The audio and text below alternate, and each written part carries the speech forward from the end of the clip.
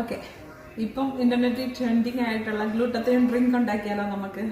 ഞാനും ഒന്ന് ഉണ്ടാക്കി നോക്കാമെന്ന് വിചാരിച്ചു. എങ്ങനെയുണ്ട് ഈ സംഭവം? ഇതിൽ ഇൻഗ്രീഡിയൻസ് പറയുന്നത് നമ്മൾക്ക് ഒരു ബീറ്റ്റൂട്ട്, ഒരു രണ്ട് ആപ്പിൾ. ഞാൻ 2 ആപ്പിൾ എടുത്തേക്കുന്നത് ബിക്കോസ് ഇത് കുഞ്ഞാപ്പിളാണ്. പിന്നെ 2 ക്യാരറ്റ്, പിന്നെ നെല്ലിക്ക ഇച്ചിരി വൈറ്റ് പോലെ ഇരിക്കുന്നത് എന്താണെന്ന് വെച്ചാൽ ഇത് ഫ്രോസൺ ആണ്, ഇവിടെ ഫ്രഷ് കിട്ടത്തില്ല. പിന്നെ വേണ്ടത് ഒരു ജിഞ്ചറാണ്.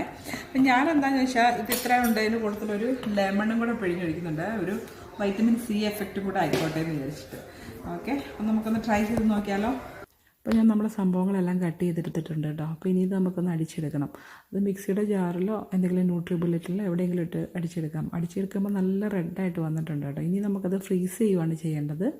ഫ്രീസ് ചെയ്യാൻ ഞാനൊരു ട്രെയിലിട്ട് ഫ്രിഡ്ജിൽ വെക്കാൻ എടുത്തിട്ടുണ്ട്. നിങ്ങൾക്ക് എങ്ങനെയുള്ള ട്രെയിലാണേലും ഓക്കെ, അത് ചെയ്യാം.